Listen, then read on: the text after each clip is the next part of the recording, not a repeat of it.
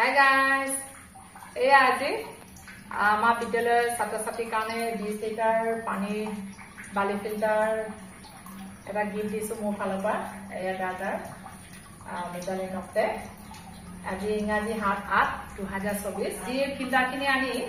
প্ৰথমতে এইবোৰ ধুই দিন লৈছো এই বালিখিনি অলপমান গেট কৰিছে এতিয়া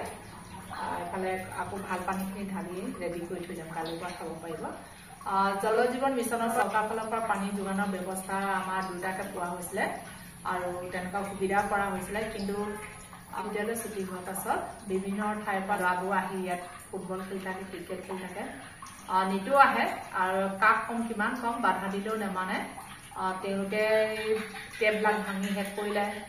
টেপটোৰ ওপৰত উঠি টাংকিত কানেকশ্যন পাইপটো ভাঙিলে গতিকে মই বহুত দুখিত এইটো কাৰণে বহুত দুখ পাইছোঁ আৰু বাধা দিবও নোৱাৰিছোঁ অন্ততঃ অভিভাৱকবিলাকে বুজাব লাগে এইটো বিষয়ে গাঁও অনুষ্ঠান এটাত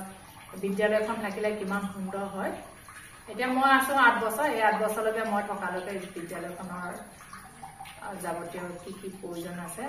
সম্পূৰ্ণ চকু দিম বুলি আশা ৰাখিছোঁ আৰু ছাত্ৰ ছাত্ৰীসকলৰ কাৰণে দুশ্চিন্তা কৰি আজি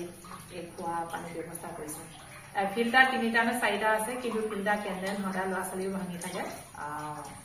গতিকে এইটো স্থায়ীভাৱে এইটো গিফ্ট দিছোঁ অহাকালিৰ পৰা ছাত্ৰ ছাত্ৰী ইয়াৰ পৰা বিশুদ্ধ পানী খাব পাৰিব